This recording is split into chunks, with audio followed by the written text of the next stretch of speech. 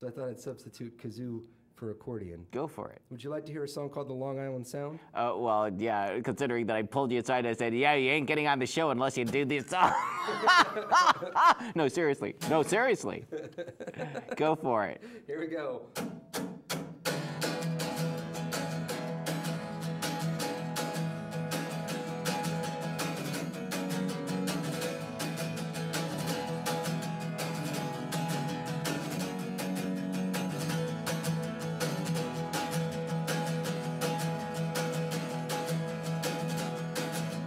All of us will die on this island. You got the Long Island Sound. Down is the only way around. I never seem to look like I'm looking, but I'm looking up your street to find it empty, headed hard to beat. There's a wad in every pocket, there's a loaded gun in every hand. Now you put a tango down with Steven, feeling like a broken man.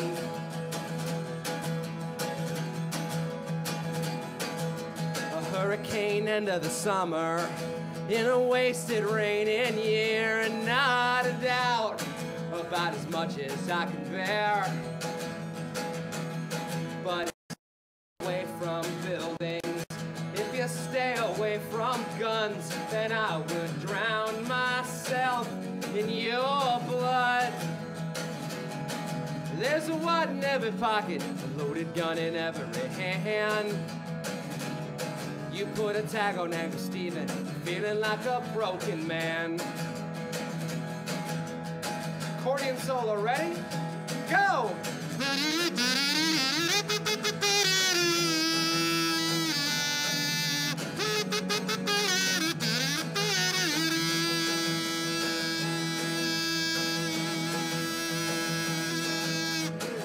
Metal parking lot Sunday, you make a murder out of love and ignoring every message from above. I hang a heavy ass hot when it's raining. I like the water on my skin, and if you could be reborn, I would be born again. Well, there's a wad in every pocket, a loaded gun in every hand. You put a tag on Uncle Steven, feeling like a broken man. There's a wad in every pocket and a loaded gun in every hand. No, you put a tag on Uncle Steven, feeling like a broken man. Feeling like a broken man. Feeling like a broken man. Cha-cha-cha. Woo! All right. Hey, why don't you come on over and have a seat over here. Okay, Just come on, good. sit on down. Right on. Hey, Brooke. Hey. Right on. Doing all right. Doing all right. Now, I remember asking you about these songs that you came up with, and I think you said that you had a whole bunch of diaries written, and you just went through them all and the events of the situations going down on that time. Yeah, I had a whole bunch of pain journals almost. Pain journals? Yeah, I had this compositional notebook that I had in 2004 that this people are going to see this, so I'm not going to tell you exactly what was going on. Well, we'll obscure names. Names will be changed. But some stuff was going on, and I was a real unhappy camper like 8 years ago. Mm-hmm. And I just wrote all of my unhappiness and my misery down in this, down in these journals. Some friends killed themselves, and I was here and lonely, and some stuff happened. Is that Angry Steven?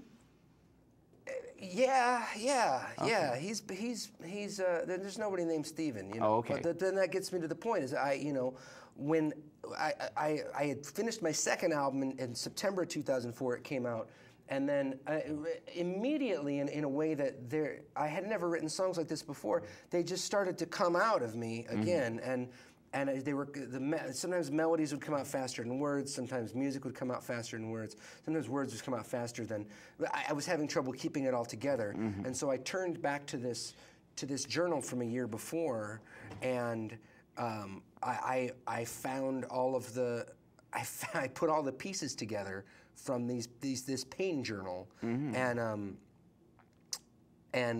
right after I finished writing the lyrics for the album, my backpack got stolen. I'm not kidding. My backpack got stolen, I'm convinced, by the actor that portrayed Anthony Jr. on The Sopranos. Holy, yeah, didn't that guy steal stuff? Like he got in trouble for some criminal stuff, right? On my 26th birthday, we were hanging out at the same bar on the Upper East Side. And all of a sudden my bag wasn't there. Me and my friends were there, he and his friends were there. All of a sudden my bag wasn't there anymore. I'm not gonna name you're gonna have to Google the guy. I'm not gonna give you his name. Okay, no, it's okay, okay. But, and then we were talking, and then the next time I saw him, he was like, he gave me this look like he was afraid of me. Like he read your journals. Yeah, but I see that then that happened, and you get this stuff out, and it's gone. And now we've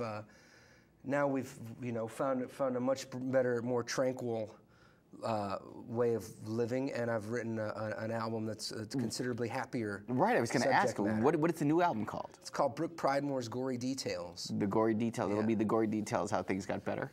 Yeah, I made a bet with my friend that I could write an album about sex and not make any direct mention to sex in the entire entire lyrical body, and I did it. Right on. Well, we'll be looking forward to hearing some of it, and you'll be playing some of the Gory Details for us today.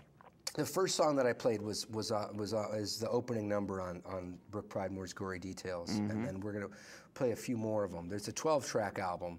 I don't think we quite have time for that, but we'll do, maybe a few more. Okay, I'm going with that. And now, before you go back to that, what was I going to ask?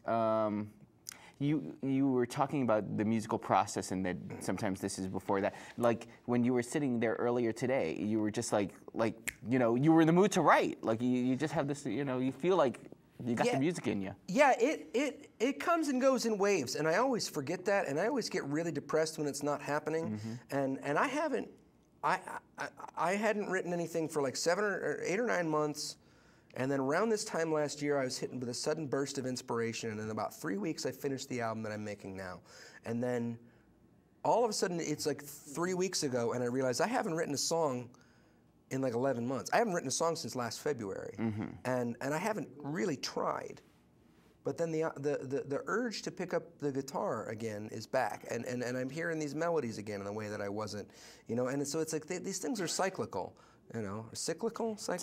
Well, I hear cyclical. You say cyclical. I say cyclical. I say psycho. It's okay. It's all good.